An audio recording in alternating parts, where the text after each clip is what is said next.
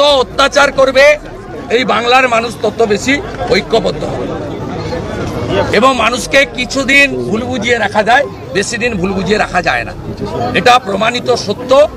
আজকে এপার বাংলার এখন সবচেয়ে বড় চ্যালেঞ্জ এই জন্য যদি তারা ঠিক সময় মতো ঠিক কাজটা জনগণের প্রত্যাশা মেটাতে না পারে তাদেরকে সরে যেতে হবে। ডক্টর ইউনূসের এই জায়গাটাই ঝামেলা। ডক্টর ইউনূস আসলে বাংলাদেশকে ভালোভাবে চেনে না।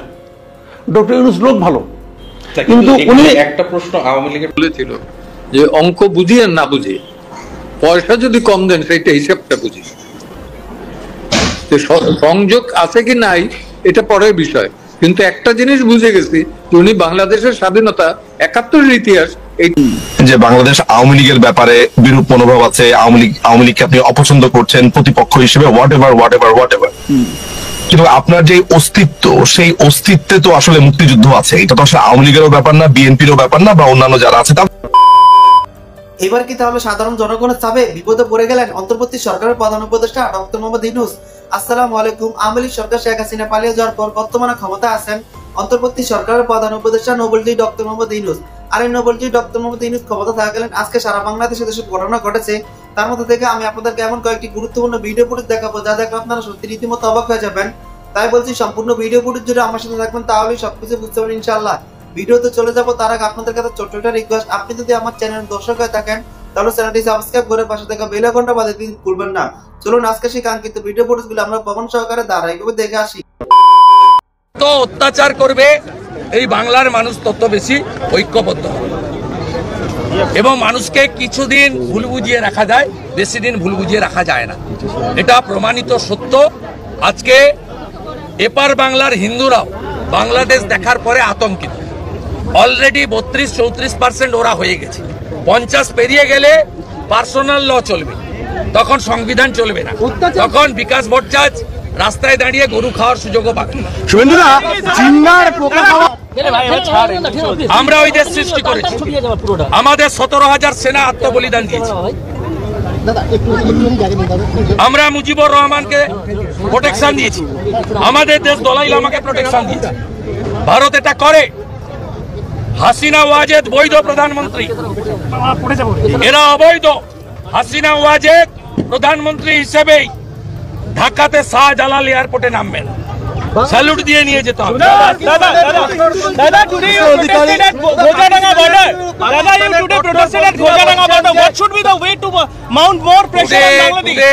We block the land port in Khojadanga near Busira. Today our program is fully successful. Thousands of true Indian and Hindus are assembled here. They protested against the brutal torture in Bangladesh, especially the Hindu community, and vandalize our great temple in Bangladesh. We want this radical force should stop their vandalism and don't touch any Hindus in Bangladesh. All the Hindus around the world, they are now united. Today is World Human Rights Day. We are assembled here to protect. প্রথমে আপনার প্রতিক্রিয়া জানতে চাইব। প্রথম প্রতিক্রিয়াটার ব্যাপারটা আমার কাছে পুরো ব্যাপারটা এখনো মনে হচ্ছে যে একটা ট্রমার মধ্যে আছি। ধরেন বাংলাদেশের যে এখন রাজনৈতিক পট পরিবর্তন হয়েছে বা যে অবস্থা চলছে, সেই জায়গাতে আপনি যদি যুক্তির খাতিরে ধরেও নেন যে বাংলাদেশ আওয়ামী লীগের ব্যাপারে বিরূপ মনোভাব আছে, আওয়ামী লীগকে আপনি অপছন্দ করছেন প্রতিপক্ষ হিসেবে, হোয়াট এভার, কিন্তু আপনার যে অস্তিত্ব সেই অস্তিত্বে তো আসলে মুক্তিযুদ্ধ আছে। এটা তো আসলে আওয়ামী লীগেরও ব্যাপার না, বিএনপিরও ব্যাপার না, বা অন্যান্য যারা আছে তাদেরও ব্যাপার না। এই মুক্তিযুদ্ধ, জয় বাংলা, একটা দেশ, একটা মানুষ, একটা ভূখণ্ড কিভাবে বাঁচে? এই যে আমি কলকাতাতে গেছি, কলকাতাতে মহাত্মা গান্ধীর ভাস্কর্য দেখেছি, নেতাজি সুভাষ বোসের ভাস্কর্য দেখেছি। কেন? নেতাজি সুভাষের নামে এয়ারপোর্ট আছে, রাস্তা আছে, মোড়ে মোড়ে মোড়ে মোড়ে আমি কবি নজরুল, রবীন্দ্রনাথের ভাস্কর্য দেখেছি। এই জিনিসগুলো হচ্ছে মনে করিয়ে দেওয়া যে এই মানুষগুলো এই রাষ্ট্রের গুরুত্বপূর্ণ, তারা দেশের স্বাধীনতা সংগ্রামে এই দেশের বিভিন্ন সময়ে তারা অবদান রেখেছেন এই দেশটাকে সেই পাপ করবার জন্য। এই যে জয় বাংলা, বঙ্গবন্ধু, আমাদের মুক্তিযুদ্ধ, এগুলো হচ্ছে সিম্বল আমাদের স্বাধীনতার। আমরা যেভাবে পাকিস্তানি হানাদারদের কাছ থেকে বাংলাদেশকে স্বাধীন করেছি, এই সব দলই, এমনকি বিএনপির যে জিয়াউর রহমান আছে তিনিও জয় বাংলা স্লোগান দিয়েছেন, সেই ইউটিউবে খুঁজলেই আপনি দেখতে পারবেন তার সেই ভাষণ। জয় বাংলাটা কোনো দলের স্লোগান না, জয় বাংলাটা যেমন ভারতে জয় হিন্দ বলা হয়, এটা হচ্ছে তাদের একটা ন্যাশনাল স্লোগান, এটা এক ধরনের ব্যাপারটা হচ্ছে যে মানে কমপ্লিটলি এটা হচ্ছে যে আমাদের মুক্তিযুদ্ধের একটা অংশ। সবাই জয় বাংলা বলে যুদ্ধ করেছে, জয় বাংলা বলে পথ চলেছে। তো 2020 সালের 10ই মার্চ হাইকোর্ট তখন একটা রায় দেয় অ্যাডভোকেট বশির সাহেবের একটা রিটের প্রেক্ষিতে, যে প্রত্যেকটা দেশেরই তার স্পৃহার জন্য, তার উদ্দীপনার জন্য একটা কার্ড ফিগারের প্রয়োজন হয়, স্লোগানের প্রয়োজন হয়, এটা একটা দেশের জন্য প্রয়োজনীয়। সেটাকে বিবেচনা করে জয় বাংলা স্লোগানটা ছিল আমাদের জন্য একটা স্লোগান। যেমন বক্তব্যের পরে জয় বাংলা স্লোগান বলা, এটার পরপর বাংলাদেশ বিমান থেকে শুরু করে বিভিন্ন জায়গাতে স্লোগানটা চালু হয়েছে, যেটা আমরা অন্যান্য দেশেও দেখেছি তাদের জাতীয় স্পৃহা, জাতীয় উদ্দীপনার প্রয়োজনে।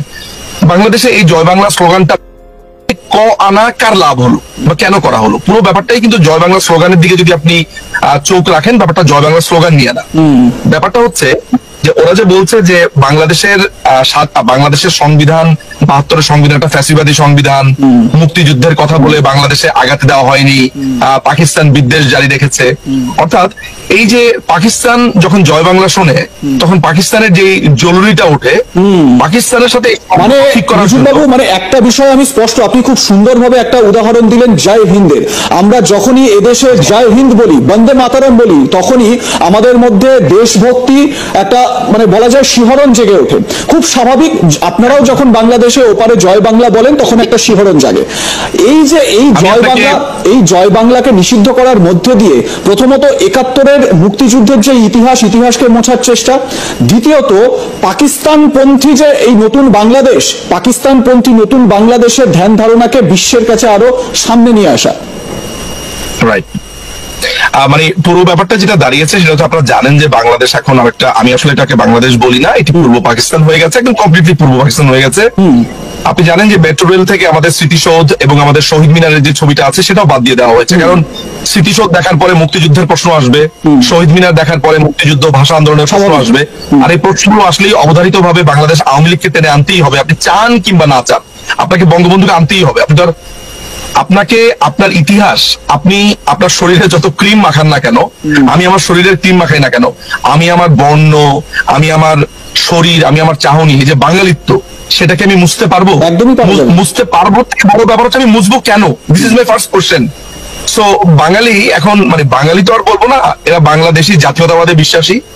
কট্টর ফ্যাসিজমের সবচাইতে বড় একটা নিদর্শন হচ্ছে যে জাতীয়তাবাদের এমন কট্টর আস্ফালন, যেটা তাদের মধ্যে ফ্যাসিবাদের সবচেয়ে বড় চিহ্ন আমি দেখতে পাচ্ছি। এবং এটারই একটা অংশ হিসেবে ইতিহাস সবসময় ফ্যাসিবাদের জন্য একটা গোলমেলে ব্যাপার। আপনার যদি কোনো বলার মতো ইতিহাস থাকে, আমি ছোট্ট করে একটা আপনাকে আমার একটা স্টোরি বলতে চাই, আমার মনে হয় এটা একটু জরুরি দর্শকদের জন্য। 2017 সালে আপনার চ্যাম্পিয়ন্স ট্রফি হয়েছিল ইংল্যান্ডে, আমি ভুল না করে থাকলে। এই সময় ওভালে ইংল্যান্ডের সাথে বাংলাদেশের খেলা হচ্ছিল, আমি ওভাল স্টেডিয়ামে ছিলাম। তো ভারতীয়রা সেই সময়টাতে, অর্থাৎ আপনার দেশে যারা আছেন, তারা একদল স্লোগান তুলছে বন্দে মাতরম, আর সবাই সেটা বলছে বন্দে মাতরম। কি চমৎকার, মানে তারা জয় হিন্দ বলছে, বন্দে মাতরম হচ্ছে, পুরো স্টেডিয়াম ফেটে পড়ছে এই একটা আওয়াজে। তো বাংলাদেশিরাও মনে হলো যে তারাও একটা স্লোগান দিবে। তো তাদের স্লোগানটা কি, হঠাৎ করে একদল বলে উঠলো জয় বাংলা। তো পাশ থেকেই আমার মনে আছে, এটা আমি চাক্ষুষ, যে ওই জয় বাংলা যারা বলেছে তাদেরকে একটা বড় ধরনের খিস্তি দেওয়া হলো, যে জয় বাংলা কেন বলেছে। তারা বলে উঠলো বাংলাদেশ জিন্দাবাদ। অর্থাৎ আমাদের না একটা নিজস্বতা বলে কিছু নাই, আমাদের একটা সামান্যতম জাতীয় স্লোগান বলে কিছু নাই, যে আমরা স্টেডিয়ামে গিয়ে যে স্লোগান দিব।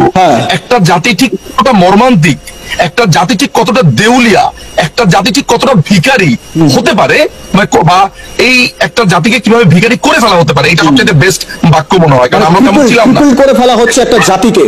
এটা এই জাতির জন্য, বাঙালি জাতির জন্য ভয়ঙ্কর বিপর্যয়ের, এবং বাংলাদেশে বসবাসকারী মানুষের জন্য ভয়ঙ্কর বিপর্যয়ের। এবারে যে জায়গা থেকে আমরা আলোচনায় আসব সেটা হচ্ছে গিয়ে যে 71-এর সবকিছুতে মুছে ফেলা হবে। মানে 71-এ যে একটা স্বাধীনতা এসেছিল এত বিপ্লবের পরে, সেই স্বাধীনতার যে ইতিহাস, সেই ইতিহাসকে মুছে ফেলা হবে, এটা কিন্তু স্পষ্ট। তাহলে এর পরের যে বিষয় সেটা হচ্ছে, তাহলে কি এবারে পাকিস্তানের যে সংবিধান, সেই সংবিধান এবারে বাংলাদেশে জারি হতে চলেছে, নতুন বাংলাদেশে জারি হতে চলেছে? আসবো পরের সেগমেন্টে।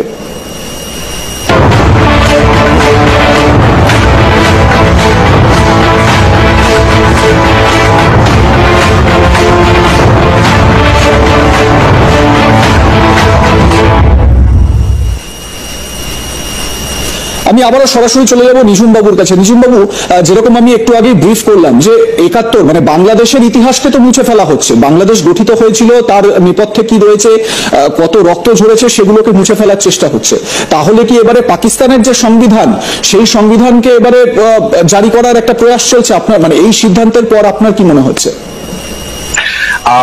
মানে আমি জানি না যে আপনার মধ্যে কোনো ধরনের সন্দেহ আছে কিনা, বাট আমার মধ্যে কোনো ধরনের সন্দেহ নেই যে বাংলাদেশটা আপনার এই পাকিস্তানের আরেকটা পকেট রাজ্য হতে চলছে। এবং আপনি জানেন যে মুক্তিযুদ্ধ যখন চলছিল, যখন কলকাতাতে আমাদের প্রবাসী সরকার ছিল, তখনই বঙ্গবন্ধুর অন্যতম খুনি খন্দকার মোশতাক যে প্ল্যানটা করেছিল যে একটা ফেডারেল একটা রাষ্ট্র হয়ে বা একটা ফেডারেল একটা প্রদেশ হয়ে কিভাবে থাকা যায় পাকিস্তানের সাথে, সে সময় সেই ষড়যন্ত্রটা করেছিল। পরবর্তীকালে তো বঙ্গবন্ধুকে খুনি করে ফেললো।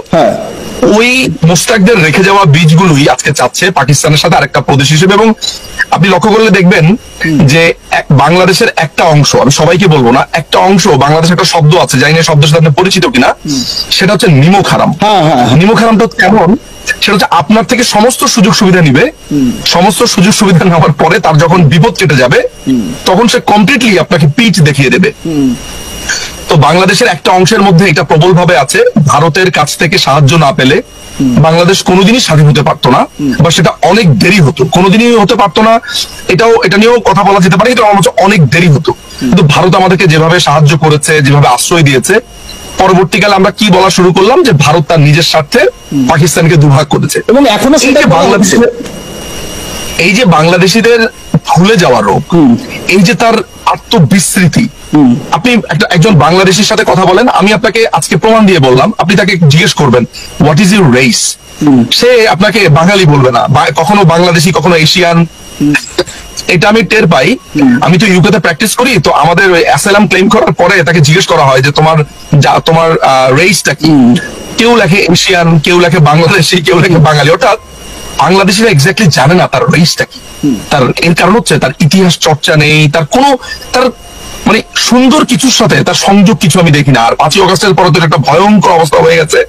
তো আমার কাছে যে জায়গাটা মনে হয় সেটা হচ্ছে যে এই মুক্তিযুদ্ধকে যদি ভুলে দেওয়ানো যেতে পারে, তাহলেই পাকিস্তানের সাথে একটা বড় ধরনের মেলবন্ধন সম্ভব। আপনারা দেখতে পাচ্ছেন সেখানে কন্টেনারে করে অস্ত্র আসছে, ভারতের 7 সিস্টার্স কে কিভাবে আপনার অস্থির করে দেওয়া যায় সেটা একটা পায়তারা চলছে। সোজা কথা হচ্ছে যে একটা ভারত বিদ্বেষকে কল্পনা করে মুক্তিযুদ্ধকে একটা পচা এবং বাতিল মাল কিংবা একটা ঐতিহাসিক মিথ্যে, এই ধরনের মানুষকে বোঝানোর চেষ্টা করা হচ্ছে।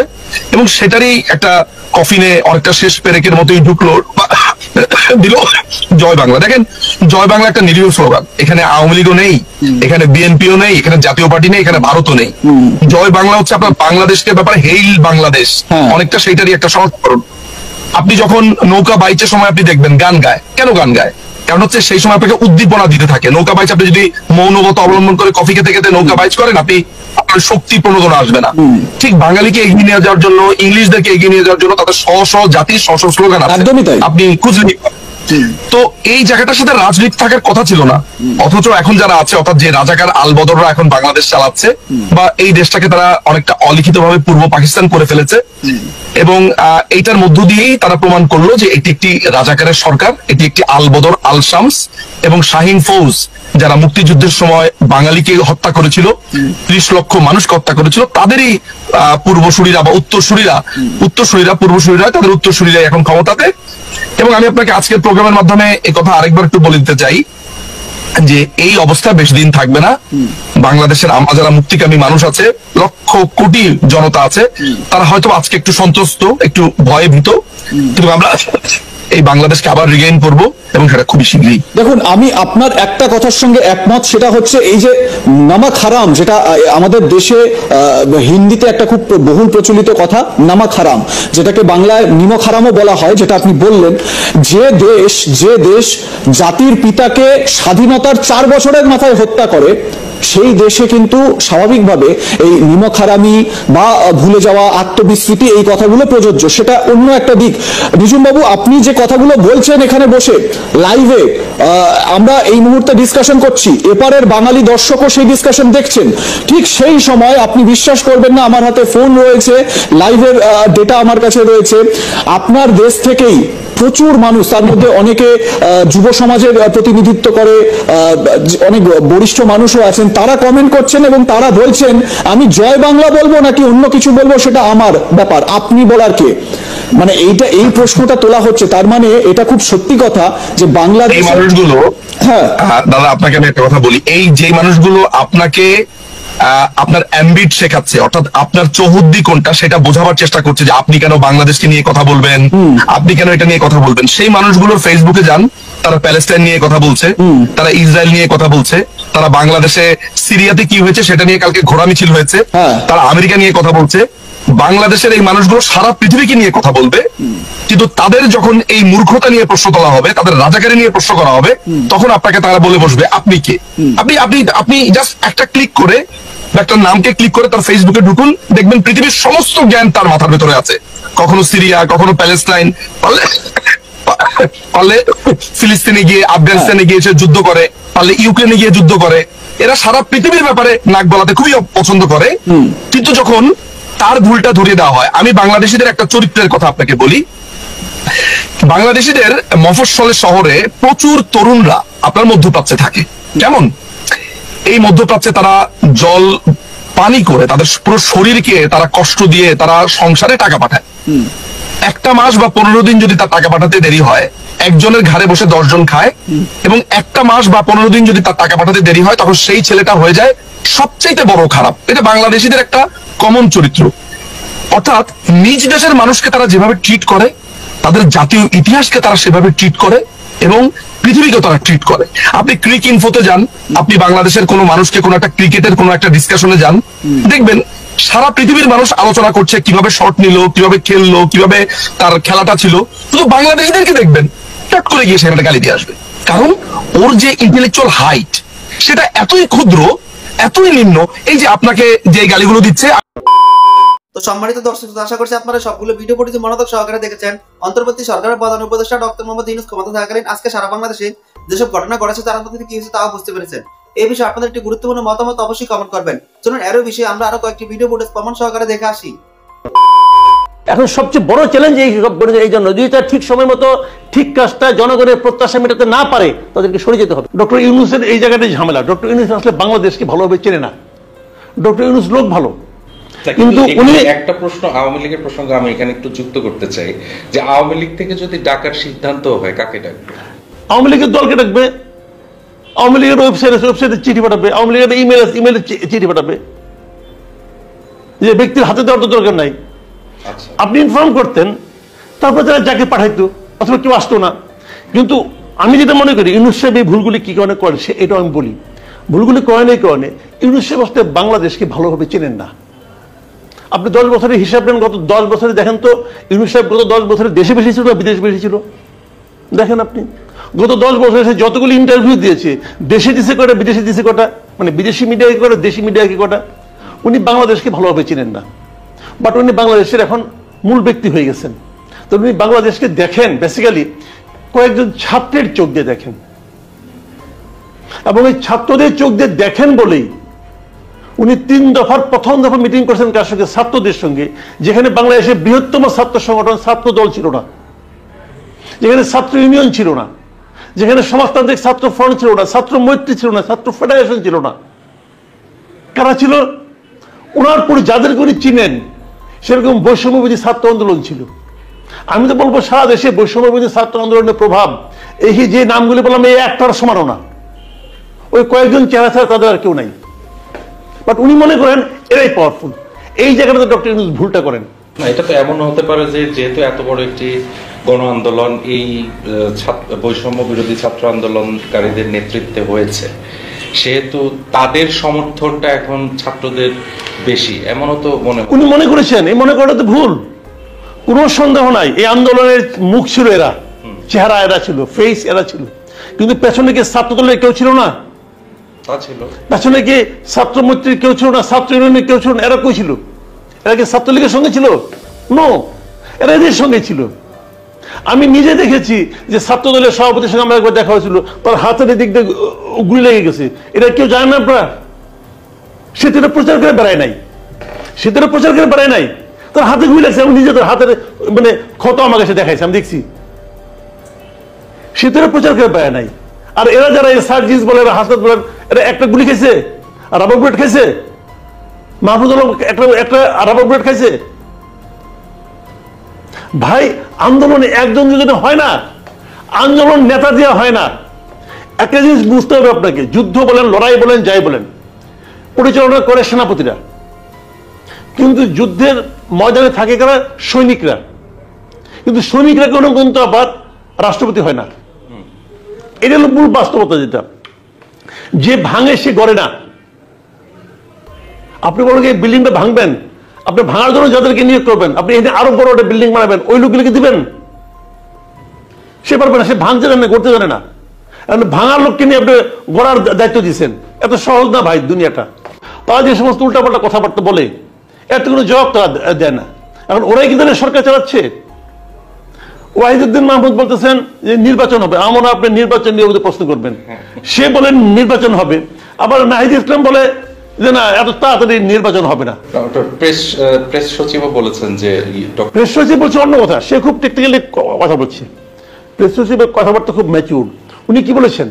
উনি বলেছেন নির্বাচন কবে হবে না হবে এটা প্রধান উপদেষ্টা জানাবেন, এটি অফিসিয়াল ডিসিশন এবং এটি হওয়া স্বাভাবিক, এটাই প্রত্যাশিত। আমি এটা চাই যে প্রধান উপদেষ্টা বলবেন কবে নির্বাচন হবেন। কিন্তু এর আগে আমরা 3টা ভার্সন পেয়েছি নির্বাচনের ব্যাপারে, যেটা নাকি 1-1.5 বছরের মধ্যে হতে পারে। প্রথম ভার্সনটা হলো সেনাপ্রধানের, সেটা উনি দিয়েছিলেন সেপ্টেম্বরে। উনি বলেছিলেন 1.5 বছরের মধ্যে নির্বাচন হবে। যদি আমি 1.5 বছর ধরি তাহলে সেটা যায় দাঁড়ায় 2026 মার্চ এপ্রিলে। আচ্ছা ফাইন।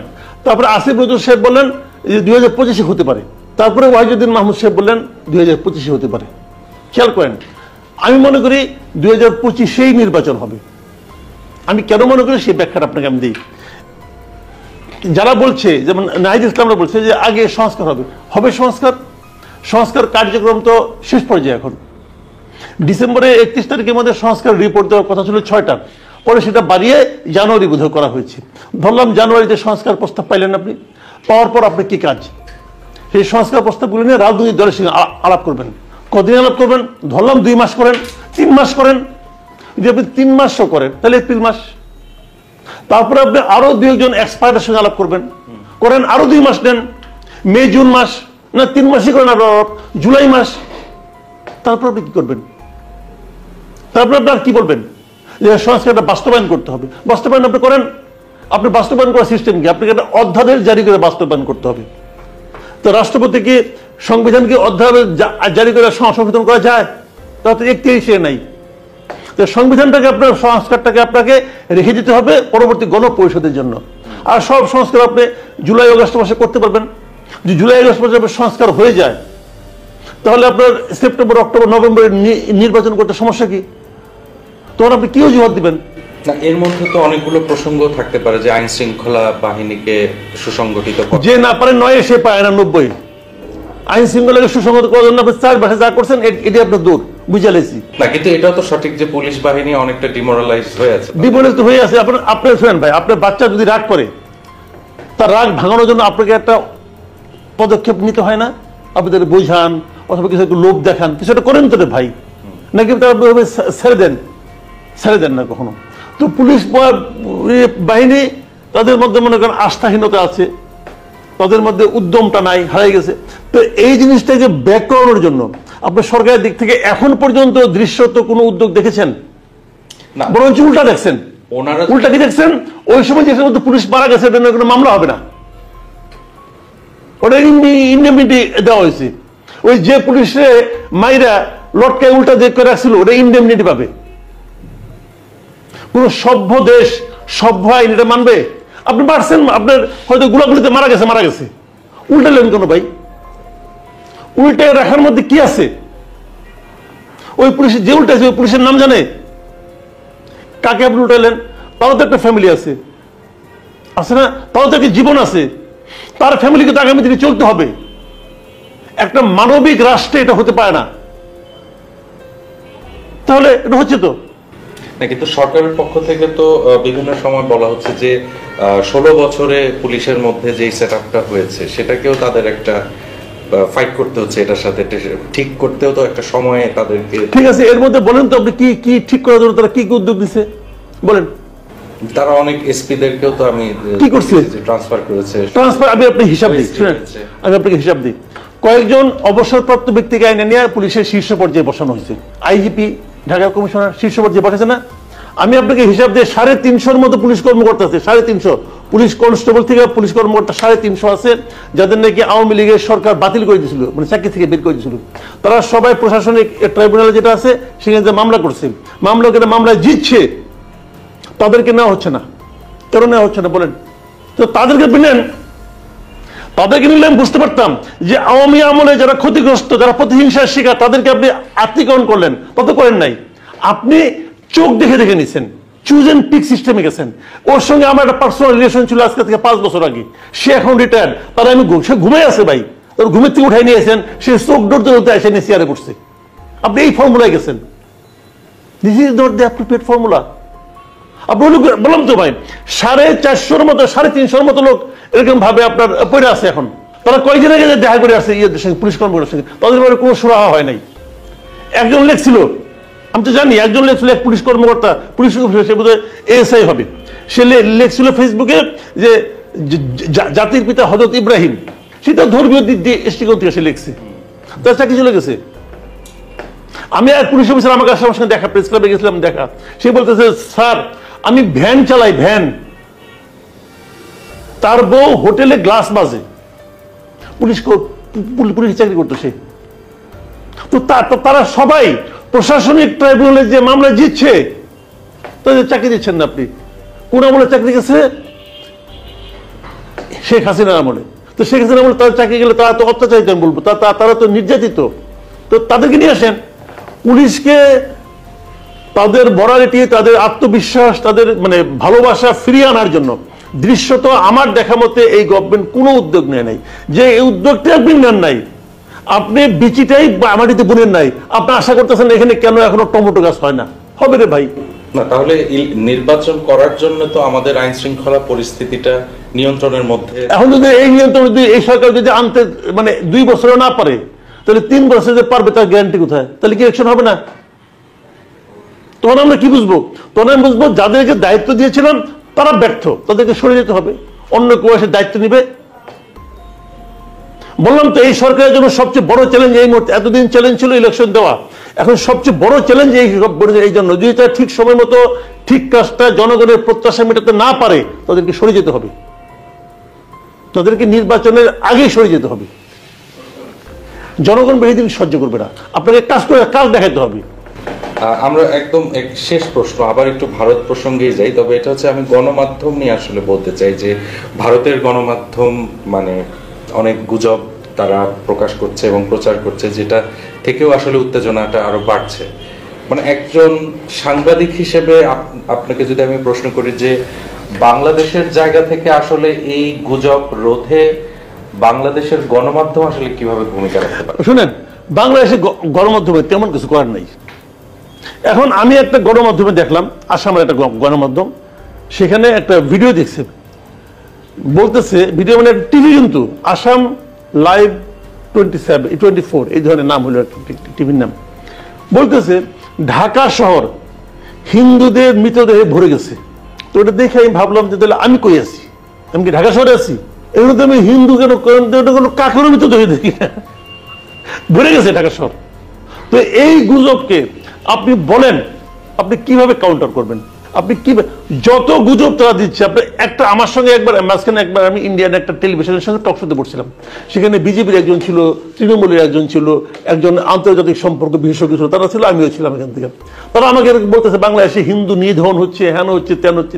আমি কিন্তু তাকে প্রশ্ন করলাম যে গত 15 দিনে, বেশি আগে হয়তো আপনাদের কাছে হিসাব নাই, গত 15 দিনে একজন হিন্দু মারা গেছে, আমার নামটা বলেন, কোথায় মারা গেছে বলেন। তারা জানে না, তাদের কোনো ধারণাই নেই এই দেশ সম্পর্কে। তো কোথায় মারা গেছে ভাই?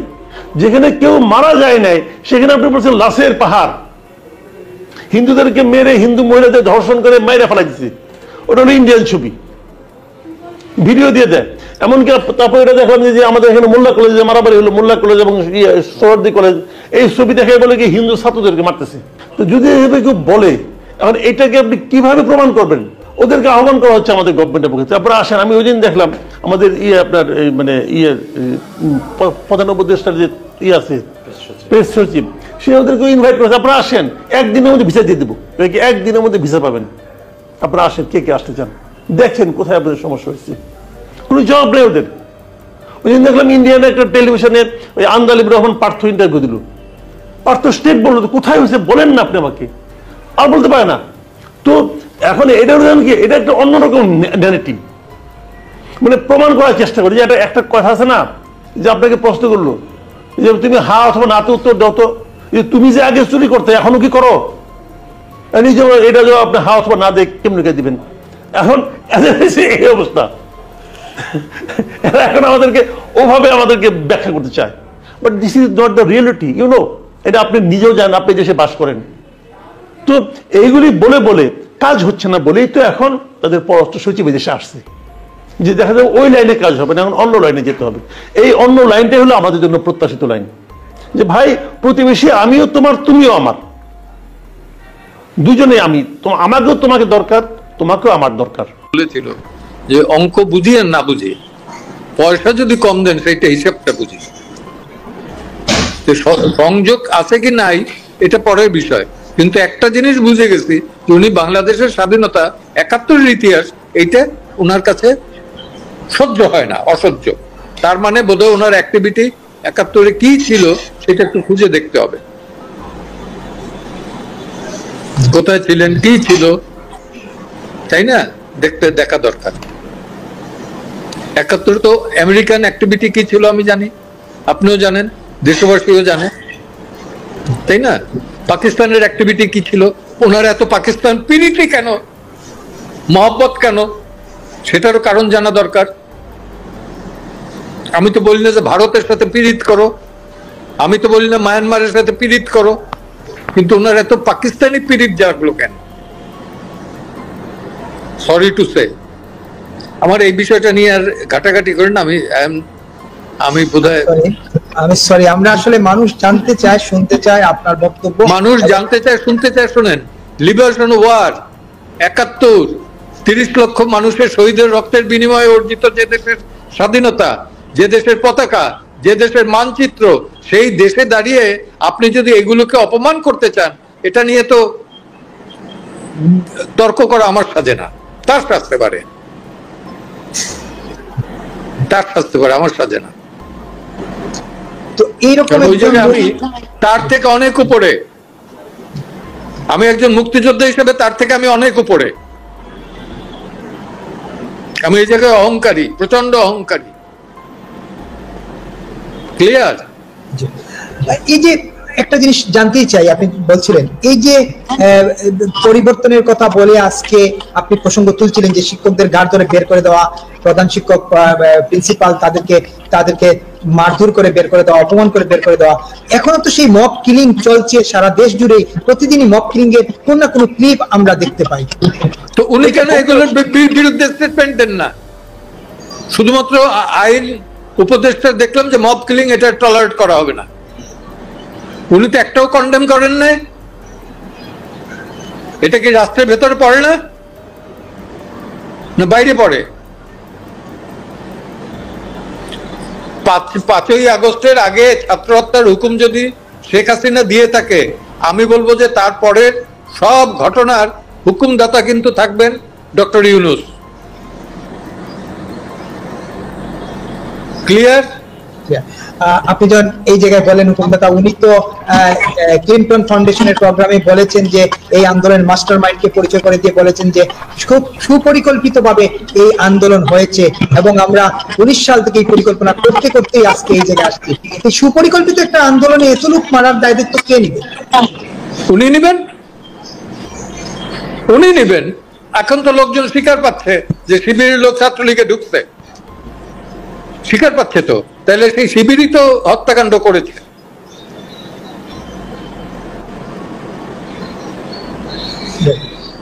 ছাত্রলীগের নাম নিয়ে বদনাম হয়েছে, ছাত্রলীগের কারবার করছে শিবির।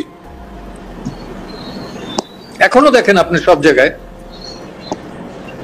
হ্যাঁ, ট্রাইব্যুনালের শিবির, ওই কি ওই ইসে শিবির, ওই কি নাম, বিশ্ববিদ্যালয় না বিশ্ববিদ্যালয়ে তো আনসার শিবির, সব জায়গায় শিবিরের একটা। তো আমি দেখি বিএনপি রোলটা কি হয়, বিএনপির রোলটা কি হয়, ওয়েট করেন দেখেন কতটুকু টলারেট করে। এখন পর্যন্ত বিএনপির ভূমিকা তো এই জায়গায় খুবই চুপ মনে হচ্ছে, নীরব। না না, চুপ মানে কি, তার প্রতি তো সমর্থন নাই এখন।